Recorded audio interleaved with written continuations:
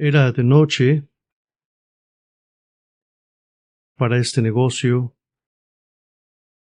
La oscuridad ayudaba a cualquier hombre que quisiera no ser visto por mucha gente, por gente que lo conocía, y en esta oscuridad, el principal experto en la ley de Moisés, un fariseo llamado Nicodemo, se acercó a Jesús y comenzó una conversación franca, no con orgullo, como solían hacerlo los fariseos, sino con un sentimiento de anhelo de información. Este hombre vino de noche a Jesús y le dijo: Rabí, sabemos que has venido de Dios como maestro, porque nadie puede hacer estas señales que tú haces si Dios no está con él. Y respondiendo Jesús le dijo: de cierto te digo, que el que no nace de nuevo no puede ver el reino de Dios. Y Nicodemo le dijo: ¿cómo puede un hombre nacer siendo viejo? ¿Puede entrar por segunda vez en el vientre de su madre y nacer? Y Jesús respondió: de cierto os digo, que el que no nace de agua y del Espíritu no puede entrar en el reino de Dios. Lo que ha nacido de la carne es carne, y lo que ha nacido del Espíritu es Espíritu. No os maravilléis de que os haya dicho: es necesario nacer de nuevo. El viento sopla donde quiere y oís su sonido, pero no sabéis de dónde viene ni a dónde va. Así es todo aquel que ha nacido del Espíritu. Nicodemo no entendía, y Jesús le dio una suave reprimenda. Jesús le respondió: ¿eres tú, maestro de Israel, y no entiendes estas cosas? Ahora, ¿por qué Jesús esperaría que el maestro de Israel, el énfasis en la enseñanza principal de Israel, supiera de qué estaba hablando? Simplemente porque esperaría que Nicodemo estuviera familiarizado con uno de los textos más esperanzadores y emocionantes de todo el Antiguo Testamento, Ezequiel 36, que es de donde Jesús estaba sacando esta explicación. Lo que Jesús estaba refiriendo no era solo a la regeneración de las personas, el nuevo pacto, el nuevo nacimiento por el Espíritu Santo.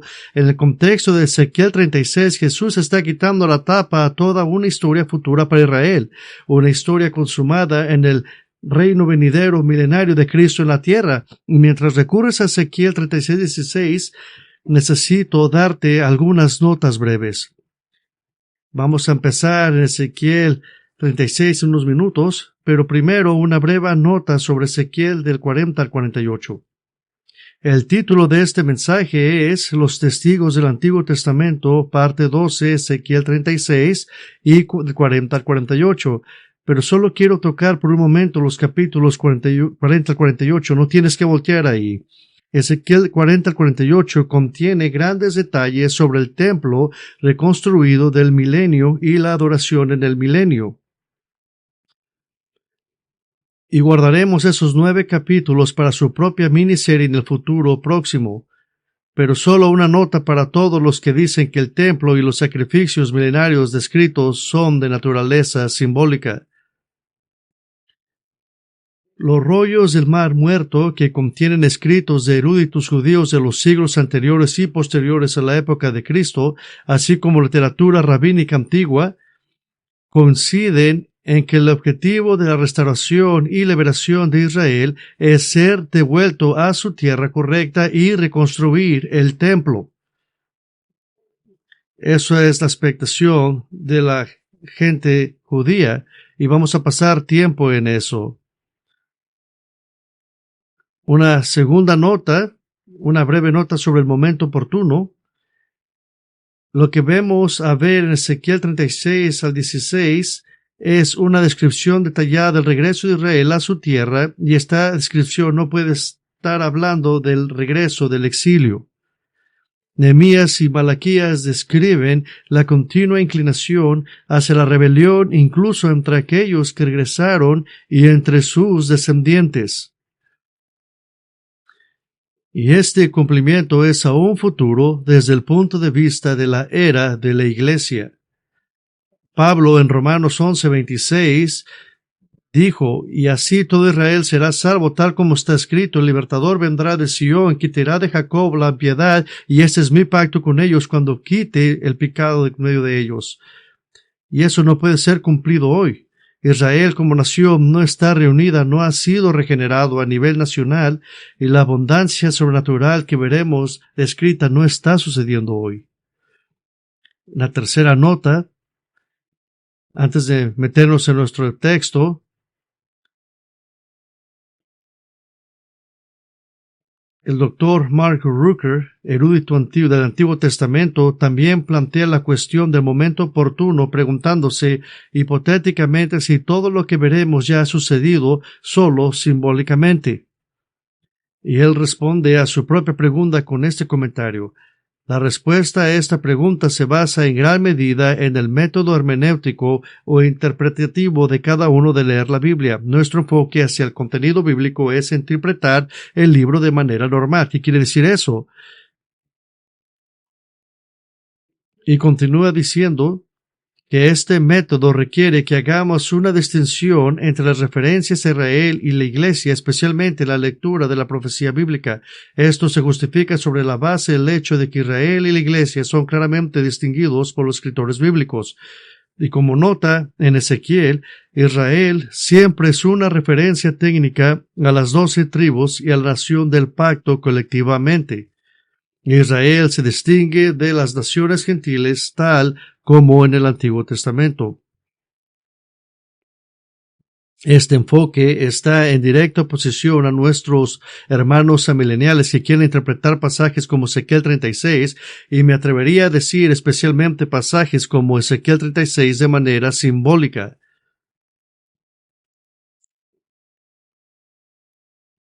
Y a menudo he citado el gran teólogo amilenial Cornelius Venema, quien escribe que los dispensacionalistas insisten en que las promesas del Señor a su pueblo terrenal Israel deben interpretarse de una manera estrictamente literal y no figurativa o espiritual. Déjele pregunto esto.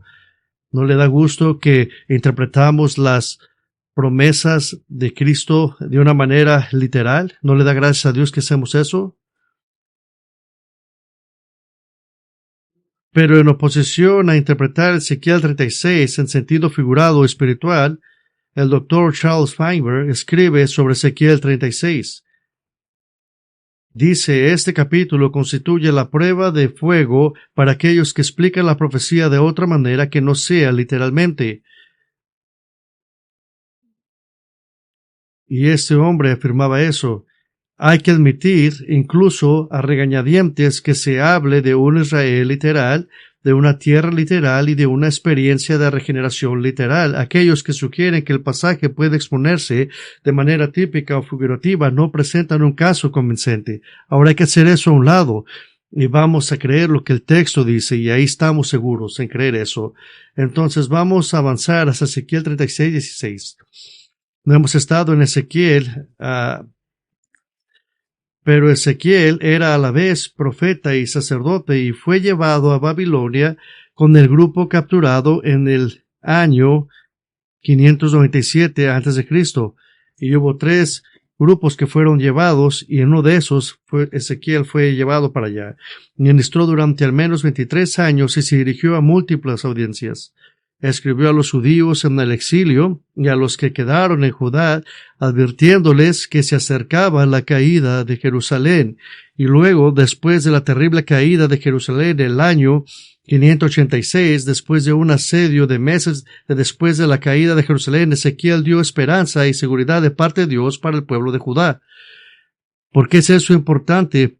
Porque para entonces ya habían perdido la esperanza de volver a disfrutar alguna vez del favor de Dios, de volver a funcionar en plena relación del pacto con Dios y ciertamente disfrutar del apogeo de la gloriosa adoración en el templo, ahora que el templo fue completado, destruido cuando Babilonia invadió. Las profecías de Ezequiel tienen 3 divisiones principales. El capítulo del 1 al 24 son profecías anteriores al año 586, al asedio y la destrucción de Jerusalén. Capítulos 25 al 32 habla de profecías contra varias naciones Y el capítulo 33 al 48 habla sobre las profecías para consolar a Israel después de la destrucción de Jerusalén. Y nuestro texto de esta noche, Ezequiel 36, cae en esta sección final de consuelo. Ezequiel describiendo cómo Israel fue expulsado de su tierra por la fuerza, y los versículos del 8 al 15 dan la esperanza de un futuro fructífero para la tierra.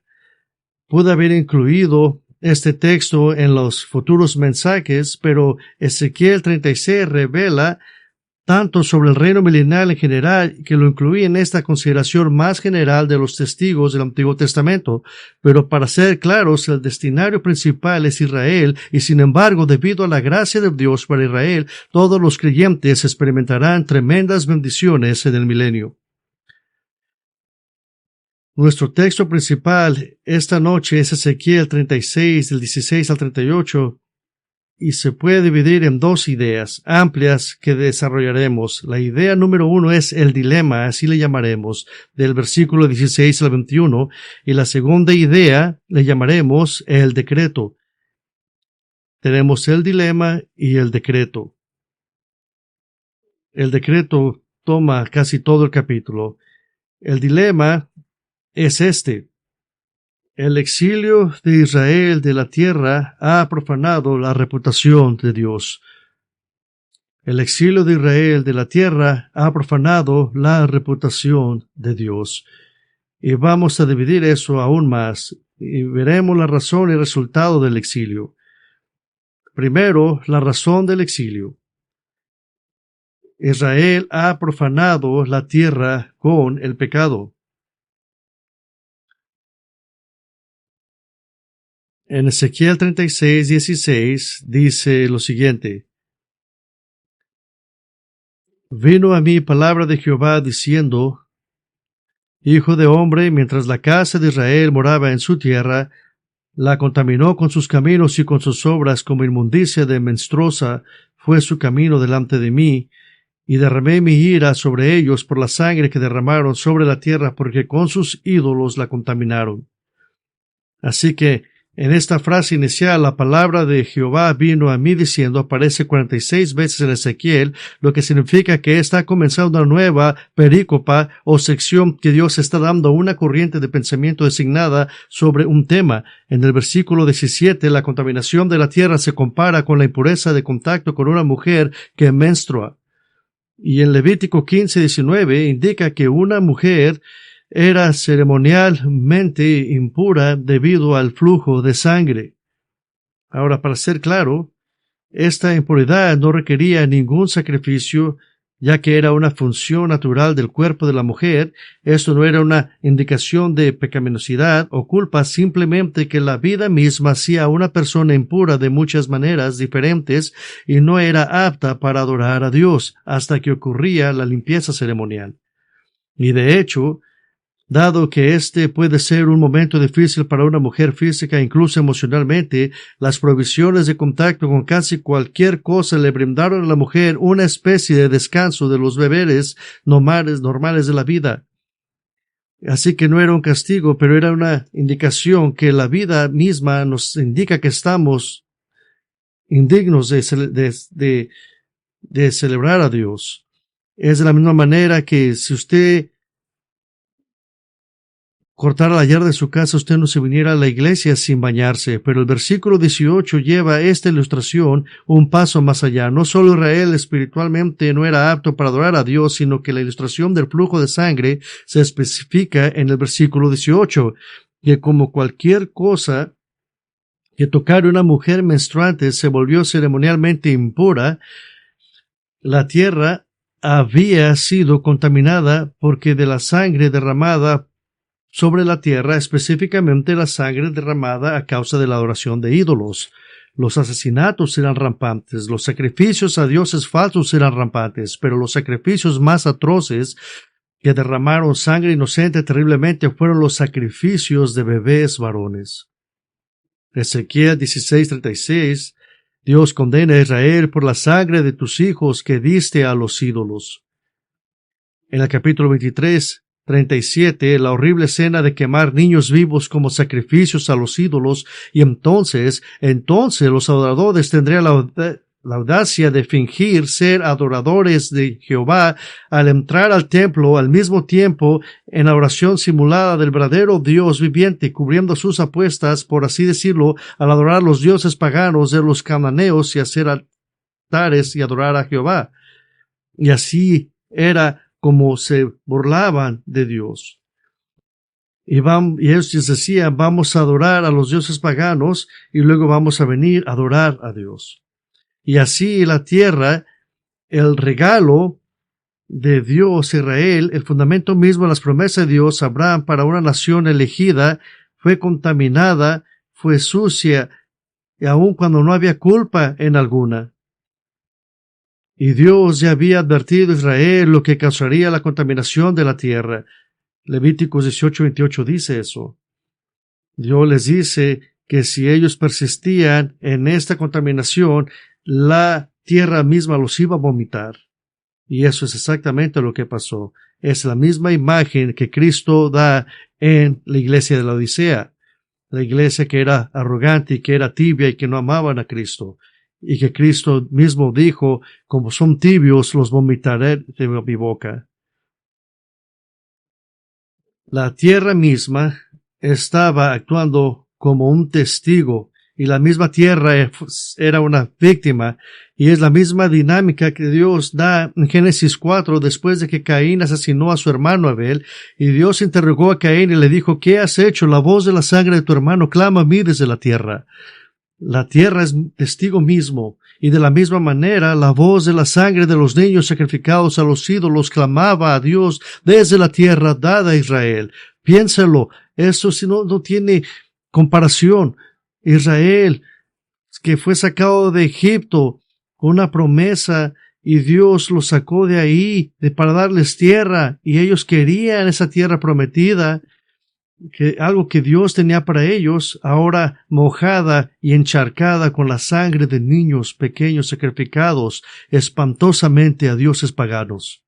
Y así el privilegio de vivir en la tierra le fue quitado a Israel. El versículo 19 dice, les esparcí por las naciones y fueron dispersados por las tierras, conforme a sus caminos y conforme a sus obras les juzgué. Y hemos dicho antes, y esta es una ocasión para decirlo otra vez, cualquier persona que le dice que la tierra de Abraham, Isaac y Jacob ahora se toman como simbólicas, deberían repensar esta disminución de la tierra. La tierra es tan apreciada que cuando estuvo contaminada por un tiempo suficiente, Dios sacó a su pueblo de ella, y no ha pasado un tiempo donde ha sido restaurado. Y esa es la razón del exilio. Israel ha profanado la tierra con el pecado. Y el resultado ahora del exilio, el resultado es que la reputación de Dios es profanada. Versículo 20 dice, y cuando llegaron a las naciones a donde fueron, profanaron mi santo nombre, diciéndose de ellos, estos son pueblo de Jehová, y de la tierra de él han salido. Las consecuencias de la rebelión de Israel tuvieron un resultado mucho peor que simplemente la pérdida de su hogar por parte de Israel, la denigración de la reputación de Dios. ¿Por qué es este el caso? ¿Por qué está eso conectado? Una nación estaba entrelazada con sus dioses en el pasado. Es Israel, cuyo Dios es Jehová, ha sido exiliado y ha perdido toda su tierra y se ha dividido entre las naciones. Todos los pueblos a su alrededor no interpretarían esto como la disciplina de Jehová sobre ellos, y ellos no hubieran interpretado esto de una manera teológica, sino más bien como la debilidad, el fracaso, la incapacidad y la impotencia de Jehová para defender a su propio pueblo. Así lo hubieran interpretado ellos.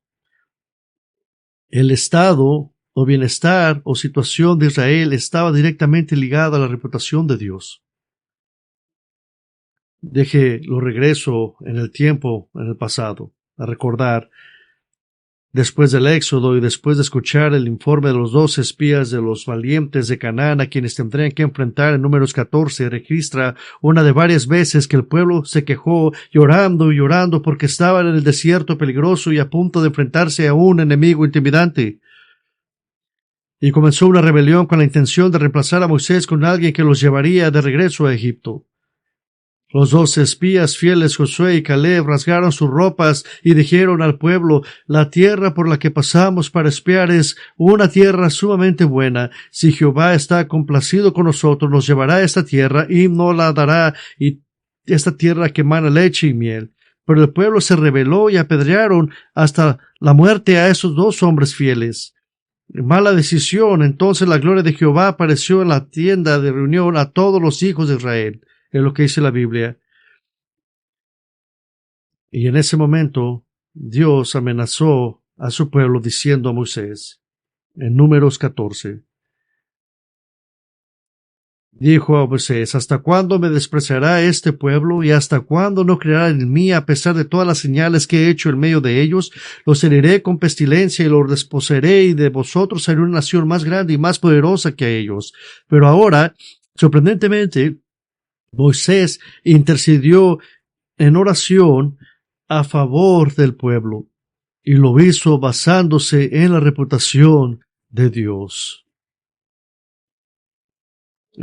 Moisés respondió, Números 14:13, dijo: entonces los egipcios se enterarán de esto, porque con tu poder sacaste a este pueblo del medio de ellos, y lo contarán a los habitantes de esta tierra. Han oído que tú, oh Jehová, estás en medio de este pueblo, porque tú, oh Jehová, eres visto cara a cara, mientras tu nube está sobre ellos, y si tú vas delante de ellos en una columna de nube de día y en la columna de fuego de noche. Y ahora bien, si matas a este pueblo como un solo hombre, entonces las naciones que hayan oído de tu fama dirán: ¿por qué Jehová no pudo matar a este pueblo a la tierra que les había jurado? Por eso los degolló en el desierto. Y Moisés le está recordando a Dios que no hiciera eso. Una buena decisión de parte de Moisés, algo que Dios ordenó y que siempre destinó: proteger a su pueblo de su propia ira merecida, y el medio por el cual los protegería de él mismo fue la súplica que hizo Moisés basándose en no disminuir la gloria y la fama de Dios. Y esta es precisamente la preocupación que Dios le trae a Ezequiel, que las naciones del antiguo cercano oriente han creído que Dios era incapaz de mantenerlos en su tierra y de resistir el poder primero de los poderes asirios que conquistaban el reino del norte, y luego el poder de los poderosos babilonios conquistando el reino del sur. Entonces ahora llegamos a un punto de pivote, un punto de inversión, y revela el propósito más alto de Dios, su propia gloria. Si los cristianos pueden entender esto, entendiéramos que el propósito de Dios es su propia gloria. Y en el versículo 21 lo vemos: pero he tenido dolor al ver mi santo nombre profanado por la casa de Israel entre las naciones a donde fueron. Entonces el dilema es que el exilio de Israel ha profanado la reputación de Dios. La razón del exilio fue la contaminación de la tierra con el pecado, y el resultado del exilio fue la profanación de la reputación de Dios. Ese es el dilema. ¿Y qué va a hacer Dios ahora en eso? Y eso ahora nos lleva al decreto, la acción.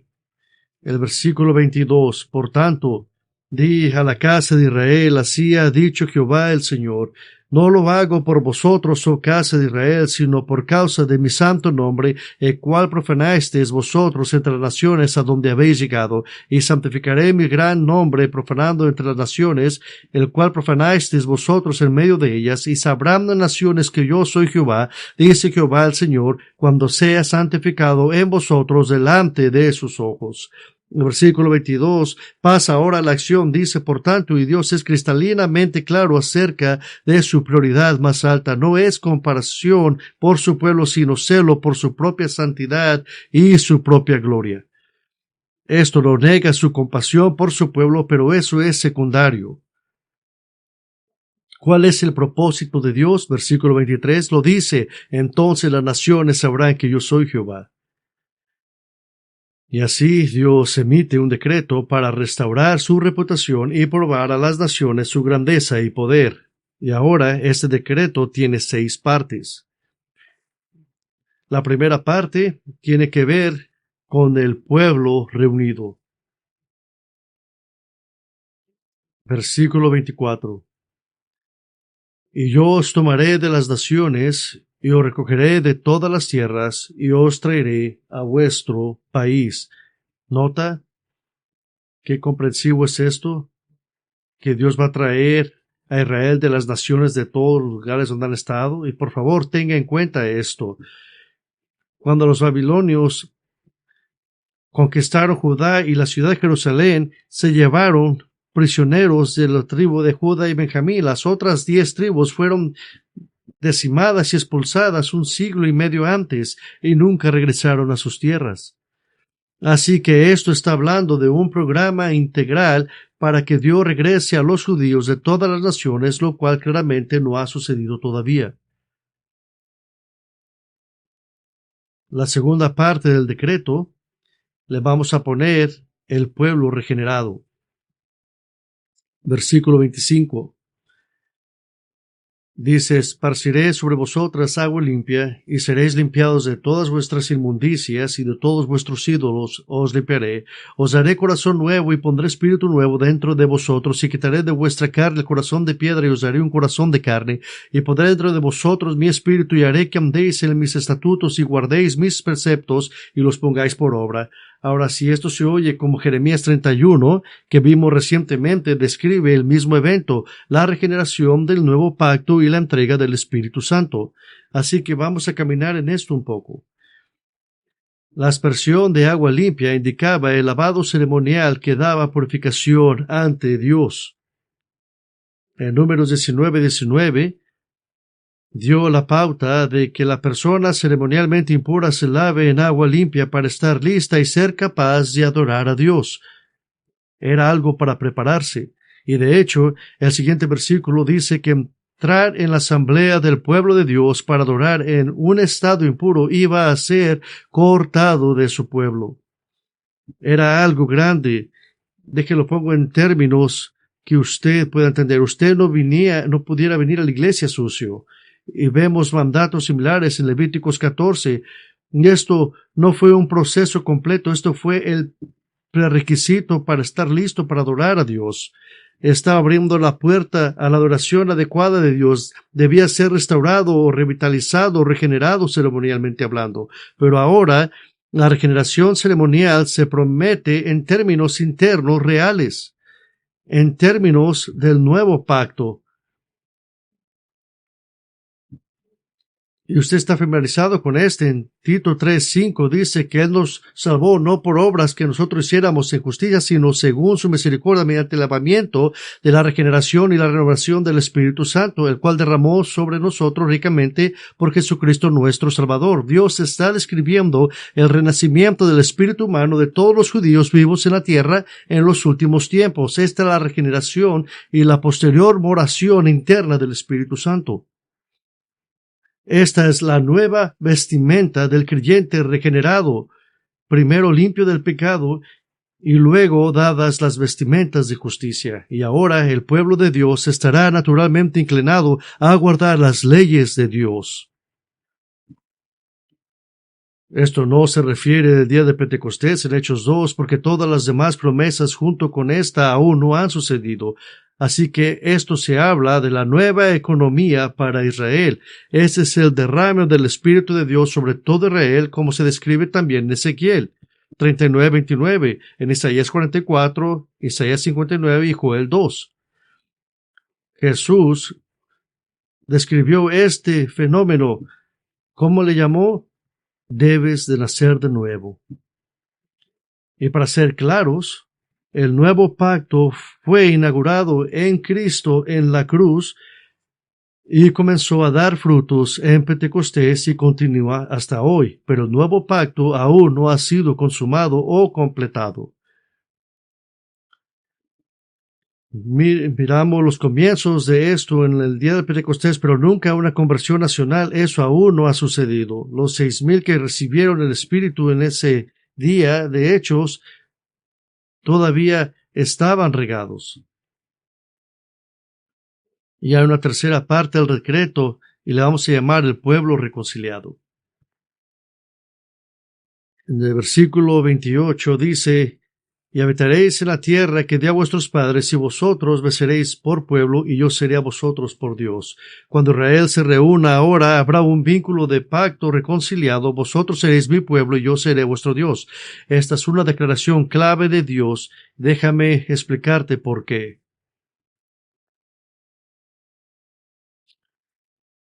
Debido a la infidelidad del pacto de Israel, considere el lenguaje que Dios usa para referirse a la relación rota entre él e Israel. En Jeremías 3:6 lo describe. En este pasaje el Señor le dijo al profeta que observara una comparación entre él anteriormente, dando un certificado de divorcio. Y así fue como se deshizo de ellos. ¿Y qué tiene que ver eso con Ezequiel 36, que ustedes serán mi gente? Esta es una frase informal. Esta es la única parte en Ezequiel donde él usa esto. ¿Qué quiere decir esto? Esto quiere decir que es oficial, que es formal. Es algo que tiene consecuencias grandes. Este es Dios usando sus votos que hizo al casarse con Israel para demostrar su fidelidad a Israel. Esto está hablando de un matrimonio espiritualmente hablando, un retrato hermoso. Hay una cuarta parte y este le llamaremos la tierra renovada. Dice 29: os guardaré de todas vuestras inmundicias, y llamaré al trigo, y lo multiplicaré, y no os daré hambre, y multiplicaré asimismo el fruto de los árboles y el fruto de los campos, para que nunca más recibáis oprobio de hambre entre las naciones.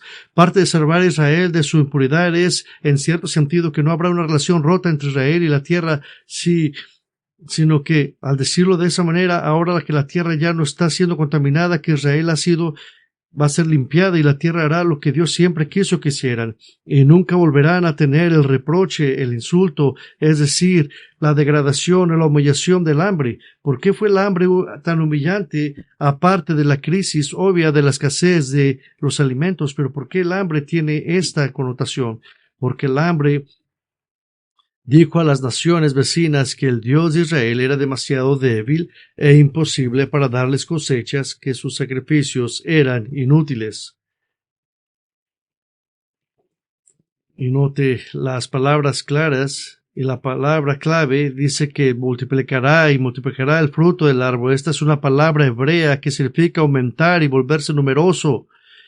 Y esta es una forma verbal particular, lo que significa que Dios está causando esto y que está sucediendo secuencialmente una y otra vez. Ahora recuerde, la tierra de la que está hablando Dios es importante porque acababa de soportar el horrible gobierno del anticristo y los resultados cataclísmicos de la gran tribulación, pero ahora la tierra está renovada. Versículo 33 dice: los pueblos y ciudades abandonados ahora están habitados y reconstruidos. Y haré también que sean habitadas las ciudades, y las ruinas serán reedificadas. En el versículo 34, la tierra de cultivo que fue abandonada, tal vez inutilizada en los tiempos, la tierra que ya no se usaba en los tiempos tumultuosos del fin de la gran tribulación, ahora produce cosechas abundantes. Y el versículo 34 dice: y la tierra asolada será labrada, en lugar de haber permanecido asolada a ojos de todos los que pasaron. Ellos dirán: ¿quién dirá? Las naciones ahora son testigos de la restauración de Israel. Y dirán que es como el jardín del Edén, y eso no ha pasado. En el versículo 36 dice que las naciones alrededor dirán que Jehová fue el que lo hizo, que yo Jehová he hablado y lo haré.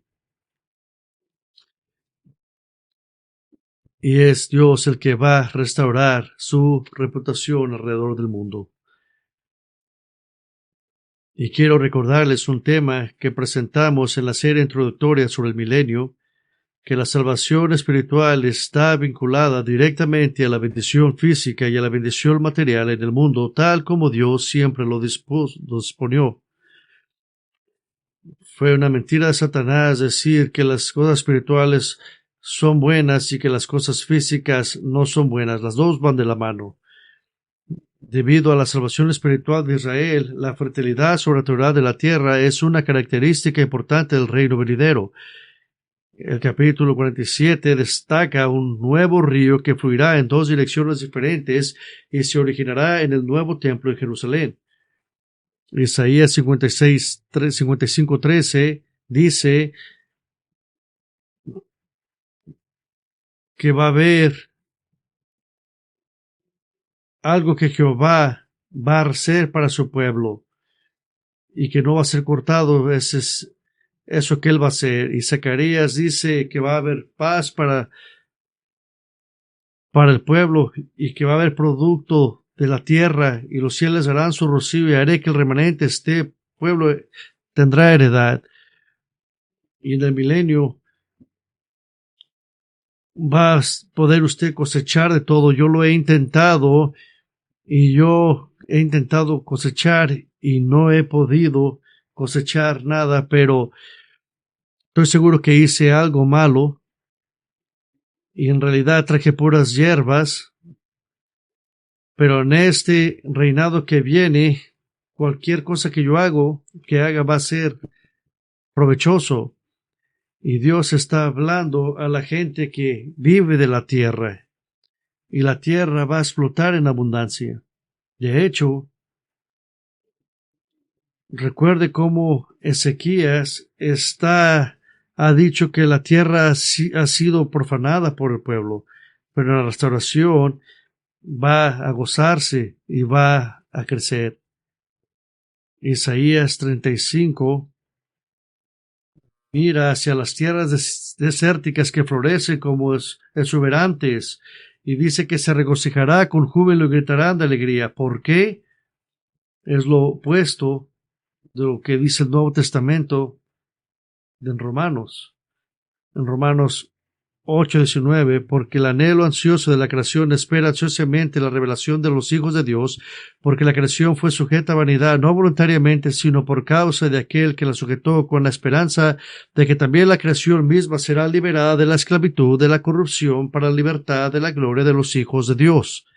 Y por cierto, eso dice Romanos, pero ¿qué sigue después de Romanos? Después que Pablo dice eso, dice que la creación está esperando ser liberada de las naciones, esperando la revelación de los hijos de Dios. Romanos 9 dice que da la explicación detallada de la salvación venidera de Israel como nación.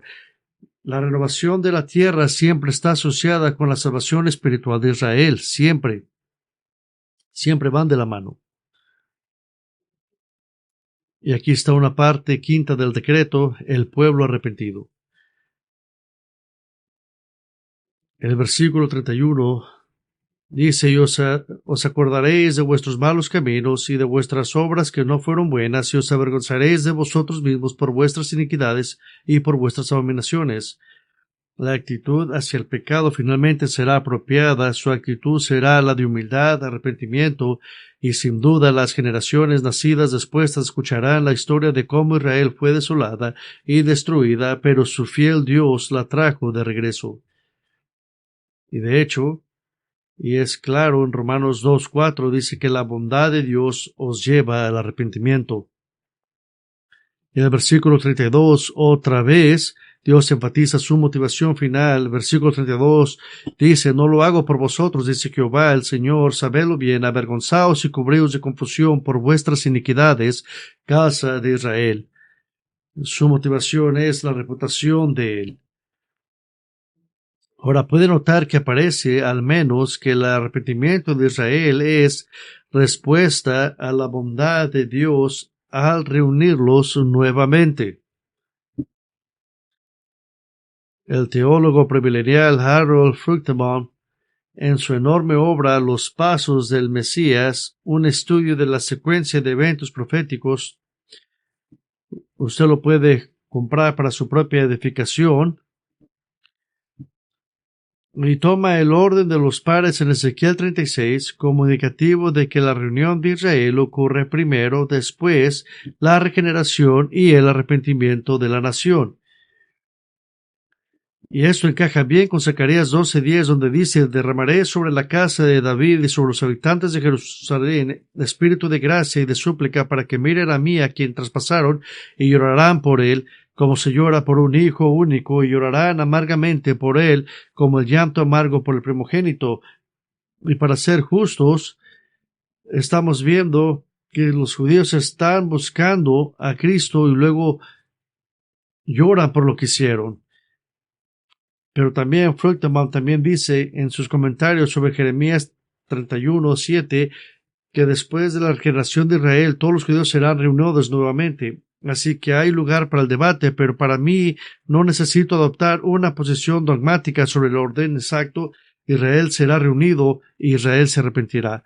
Pero es seguro decir que lo que estamos presenciando como una realidad futura es el gran avivamiento espiritual en la historia del mundo y la regeneración nacional y el arrepentimiento de cada judío elegido vivo en la tierra al final de la gran tribulación.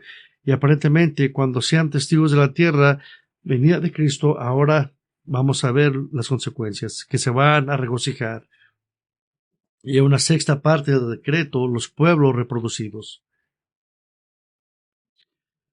Versículo 37. Así ha dicho Jehová el Señor: aún seré solicitado por la casa de Israel para hacerles esto: multiplicaré los hombres como se multiplican los rebaños, como las ovejas consagradas, como las obras de Jerusalén en sus fiestas solemnes. Así las ciudades desiertas serán llenas de rebaños de hombres, y sabrán que yo soy Jehová. En las últimas semanas hemos mirado que hay gente que quiere destruir a los judíos, los quieren borrar de la faz de la tierra. Y en las últimas semanas hemos visto este tema del crecimiento masivo del número del pueblo de Dios, y la frase aquí es paralela semánticamente a la promesa de Dios en Abraham en Génesis 17:2, donde dice: para confirmar mi pacto entre mí y vosotros y multiplicarnos en gran manera. Hay un énfasis en el pronombre de primera persona, donde dice: permitiré, multiplicaré, yo soy Jehová. El remanente de las naciones que quedan en la tierra ahora finalmente sabrán que Jehová es Señor. Y una de las maneras que sabrán es que la gente va a mirar y van a mirar a los judíos en todas partes. ¿Por qué es eso? Porque es una analogía bien interesante de parte de Dios: y aumentaré a sus hombres como un rebaño. Recuerde, esos son los sobrevivientes salvos de la gran tribulación que ahora vienen de todas partes del mundo para repoblar la tierra de Israel. Aprendimos en Isaías 65 que la esperanza de vida ahora se extenderá muchísimo. Entonces, ¿qué significa eso de aumentar sus hombres como un rebaño? Esta es una referencia a un rebaño de ovejas. Los mejores años de reproducción para una oveja son alrededor de 5 a 7 años, durante los cuales puede producir de 1 a 3 corderos por año, y esto corresponde a una tasa de fertilidad normal del 90 al 95%, lo que significa 9 de cada 10 veces en un intento de criar. Y si la oveja está hecha, tendrá éxito. Así que una oveja podría parir potencialmente 10 o 15 o más corderos en sus mejores años.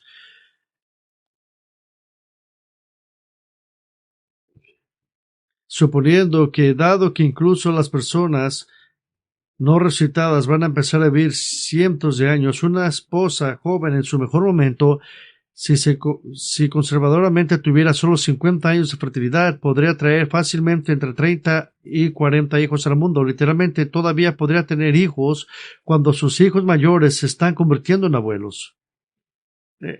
Eso es el plan diseñado por Dios desde un principio. Muchos de ustedes, padres jóvenes, cuando tienen su segundo niño, dicen, mi vida se acaba de acabar, y se lleno de problemas. Y cuando tienen 4, se empieza a dar cuenta que el que tuvieron primero les puede ayudar. Pero ahora miramos personas que tienen 10 y 15 y dicen, wow, ¿se imaginan 30? ¿Se imaginan 100 hijos?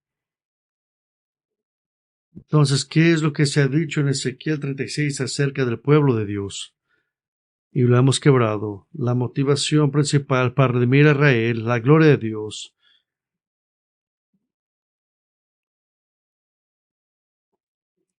Pero ¿cuál es la conexión a estas profecías? Charles Feinberg señala que estamos conectados con este pueblo debido a nuestra salvación en Cristo. Y hace esta observación de una manera muy astuta, al comparar la teología de Ezequiel con la teología de nuestro amigo y hermano el apóstol Pablo. Y las doctrinas de Ezequiel son de hecho las de Pablo también, el perdón, la regeneración, el Espíritu de Dios que mora en nosotros y lo rige, la observancia espontánea de la ley de Dios, la conexión inesperable de la historia de Israel con la autorrevelación de Dios a las naciones y la conducta de la nación de Israel. Pero entonces Feinberg nos desafía de manera muy práctica a todos aquellos aquellos que proclaman decir ser de Cristo deberían representarlo adecuadamente. Y pregunta la pregunta siguiente: ¿lo representamos apropiadamente o lo presentamos mal?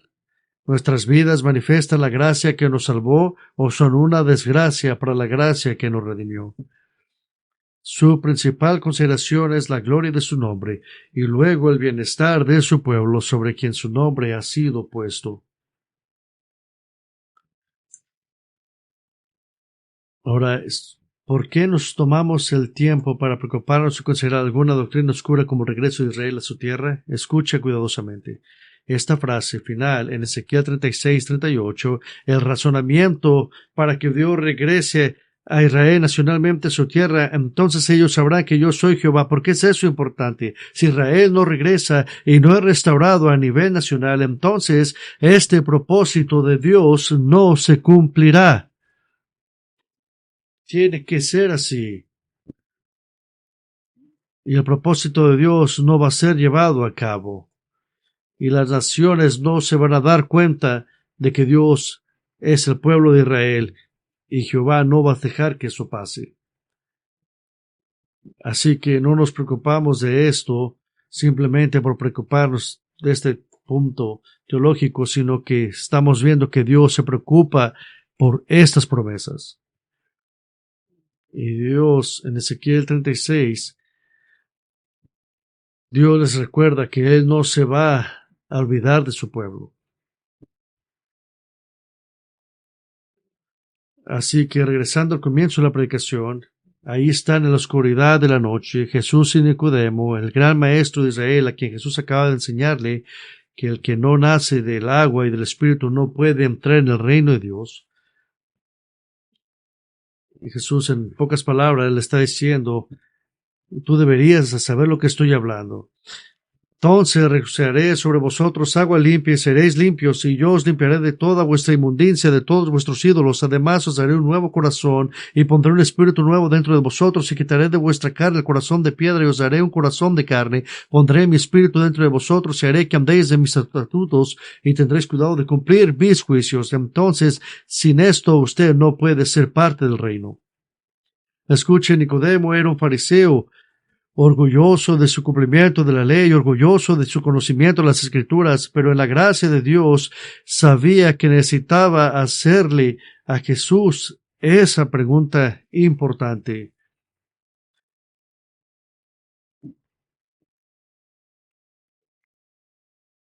Y en la oscuridad de la noche, para tal vez evitar la vergüenza al preguntarle al gran maestro Israel, preguntarle, ¿eres de Dios? ¿Dios te ha enviado? Y Jesús le respondió que debía nacer de nuevo cuando el Espíritu de Dios soplara como el viento a su propia voluntad y discreción, y Jesús le dio a Nicodemo la base y el fundamento del nuevo nacimiento venidero.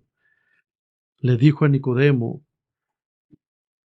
porque tanto amó Dios al mundo, que dio a su Hijo unigénito, para que todo aquel que en él cree no perezca, mas tenga vida eterna. Varios años después de la muerte de Jesús, José de Arimatea quería ayudar a enterrar a Jesús, pero mira quién estaba con él. Después de estas cosas, dice la Biblia, José de Arimatea, siendo discípulo de Jesús, pero en secreto, por temor a los judíos, pidió a Pilato que le permitiera llevarse el cuerpo de Jesús. Y Pilato le concedió permiso. Entonces vino y se llevó su cuerpo, y Nicodemo, el primero que había venido a él de noche, vino también trayendo una mezcla de mirra y aloe, y que pesaba como 100 litros, y tomaron entonces el cuerpo de Jesús, y lo envolvieron en vendas de lino con especias aromáticas, según la costumbre de sepultar entre los judíos. Nicodemo creyó en el Señor Jesucristo y será testigo y participará en el gran glorioso regreso de Israel que está por venir. Él está en el cielo ahora mismo, esperando que se cumpla todas las promesas de Jesús. No porque fuera un gran maestro de la Biblia, no porque fuera fariseo, no porque guardara meticulosamente la ley,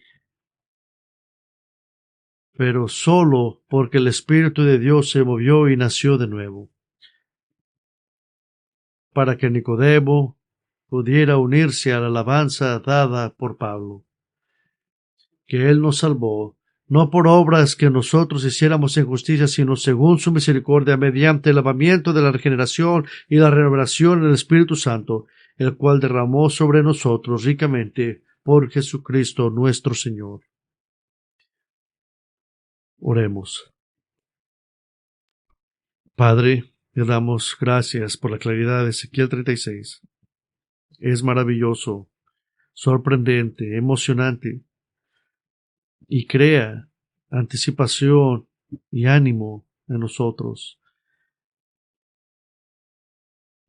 Nos ayuda a orar fervientemente que su reino venga, que su voluntad se haga aquí en la tierra como en el cielo. Señor, le pido que podamos estar más ansiosos para mirar las cosas del cielo, mirar las cosas de arriba. Le damos las gracias, Señor, que usted cumple sus promesas. Cuando usted hizo una promesa a un hombre llamado Abraham, usted tiene la intención de guardar esa promesa. Y nosotros nos agarramos de esas promesas, porque usted prometió darle una nación escogida, y a través de esa nación iba a haber una persona que iba a salvar personas de todas las naciones. Nosotros que somos gentiles, que ahora ha traído al rebaño, que usted ha traído a su familia, le damos gracias por cada persona que está aquí, por sus corazones y sus mentes puedan enfocarse en el cielo de esta venidera realidad, y que vivamos vidas que le agraden a usted, Señor. Que como hemos mirado que nuestro lunes pueda reflejar que verdaderamente estamos viviendo para el reino venidero. Ayúdanos a ser obedientes en el nombre de nuestro Señor y Salvador, para poder representarlo bien. Y oramos en su nombre. Amén.